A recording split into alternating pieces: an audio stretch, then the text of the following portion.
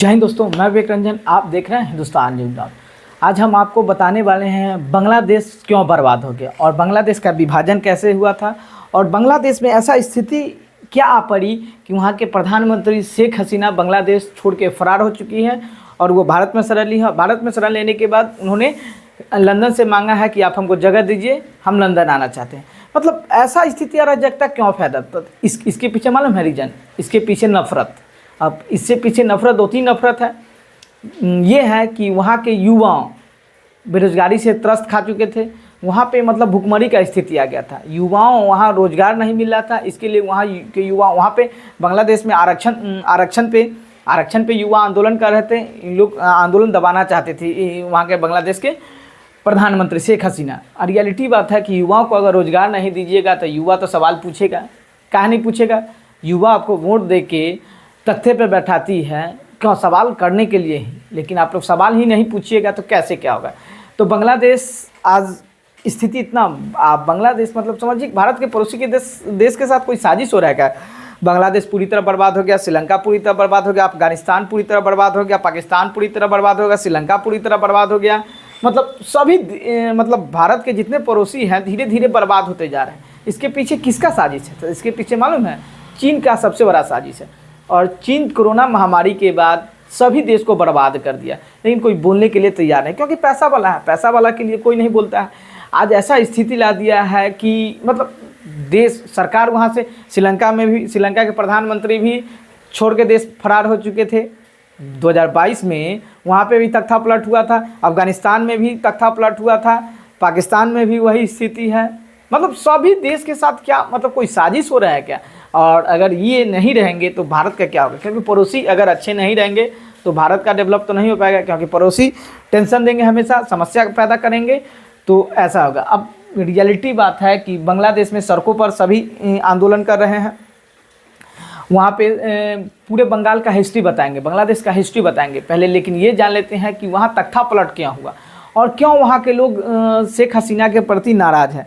और नाराज़गी ज़रूरी है और नहीं ज़रूरी है। रियलिटी बात है कि अगर आप युवा पूरे सड़क पे हैं, युवा अपना अधिकार मांगना चाहते हैं, अधिकार मांगना भी ज़रूरी है। ऐसा नहीं है कि आप अधिकार नहीं मांगिएगा। ये लोग सिर्फ आरक्षण भारत में भी आरक्षण सिर्फ 10 साल तक के लिए मामूल, लेकिन 10 साल के बाद भी आरक्षण आज भी लागू है। इसके पीछे क्या हम और आप जिम्मेदार हैं। आरक्षण खोखला बनाता है। जो अगर अच्छे लायक होते हैं, मेरिट वाले होते हैं, वो उस मुकाम पे नहीं पहुंच पाते हैं, उस ओहदे पे नहीं पहुंच पाते हैं, और आरक्षण वाले पहुंच पाते हैं। आरक्षण खत्म होना चाहिए सभी देश में।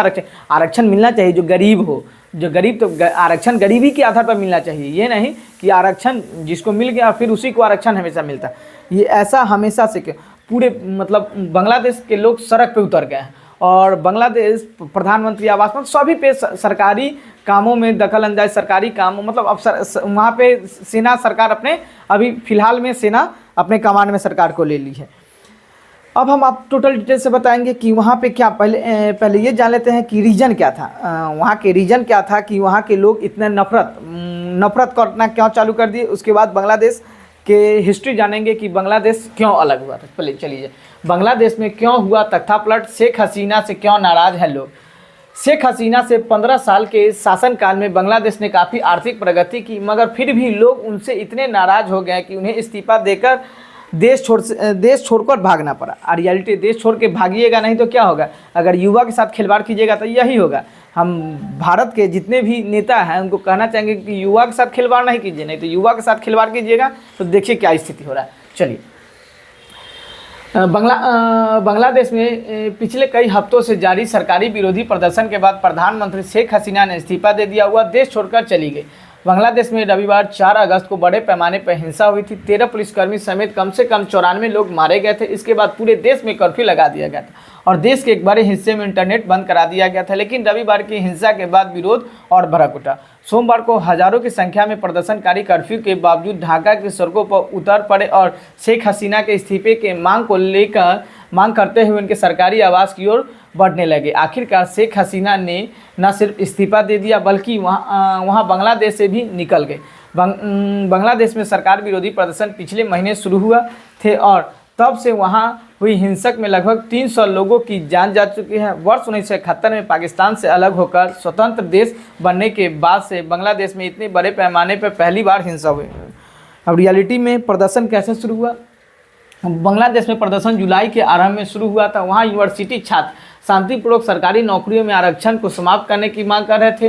वे चाहते थे कि नौकरी में बांग्लादेश की स्वतंत्रता के लिए पाकिस्तान के खिलाफ मुक्ति युद्ध में हिस्सा लेने वाले मुक्ति योद्धाओं के परिवार के लिए 1/3 आरक्षण की व्यवस्था की समाप्त किया जाए। 1 जुलाई को वहां छात्रों ने धरना प्रदर्शन देना शुरू किया, मगर शेख हसीना ने प्रदर्शनों को खारिज करते हुए कह दिया कि छात्र अपना समय बर्बाद कर रहे हैं। यह आंदोलन उग्र होता गया और 19 जुलाई को वहां प्रदर्शनकारियों के खिलाफ सुरक्षा बलों की कार्रवाई में 67 लोगों की मौत हो गई। इसके 2 दिन बाद 21 जुलाई को बांग्लादेश की सुप्रीम कोर्ट ने नौकरी में 1/3 आरक्षण के लिए विरोध फैसला दिया और आरक्षण की सीमाओं को घटाकर 5% करने का फैसला सुनाया। मगर छात्र इसमें संतुष्ट नहीं थे। वह इस आरक्षण को पूरी तरह समाप्त करने की मांग करते रहे। सरकार के सख्त रवैये से उनकी नाराजगी और बढ़ती गई। इसके बाद देखते देखते यह प्रदर्शन सरकारी विरोधी प्रदर्शन बदल गया। सरकार ने छात्रों के प्रदर्शन को खत्म करने के लिए सुलह की जगह दमन की नीति अपनाई और लगभग 10,000 लोगों को हिरासत में ले लिया गया। लोग शेख हसीना से क्यों नाराज है? बांग्लादेश की अर्थव्यवस्था की बड़ी चर्चा होती है और यह दुनिया के सबसे तेज़ी से प्रगति कर रही अर्थव्यवस्था में से गिना जाता था। शेख हसीना के 15 वर्षों के शासनकाल में बांग्लादेश की तस्वीर बहुत बदली और मगर बांग्लादेश की आर्थिक प्रगति का लाभ सबको नहीं मिल रहा, जिसमें वह असमानता बढ़ी। अनुमान है कि वहाँ लगभग 1.80 करोड़ युवाओं के पास नौकरी नहीं है। यूनिवर्सिटी से पढ़े छात्रों में बेरोजगारी की दर और भी ज़्यादा है।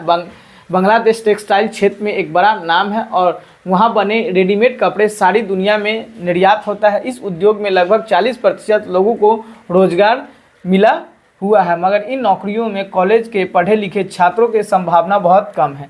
इन्हीं वजह से बांग्लादेश में असंतोष बढ़ता जा रहा था और यही वजह है कि छात्रों की आरक्षण विरोधी आंदोलन सरकार विरोधी आंदोलन में बदल गया और शेख हसीना की सत्ता गिर गई वहाँ पे। अब रियलिटी बात है कि शेख हसीना की सत्ता गिर गई क्योंकि आरक्षण खोखला करता है, युवाओं को बर्बाद करता है और युवाओं के साथ अगर खिलवाड़ कीजिएगा तो देखिए क्या होता है।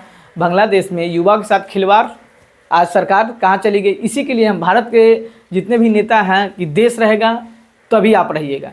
देश अगर युवाओं के साथ खिलवाड़ कीजिएगा तो बहुत सारे देश बर्बाद हो रहे हैं।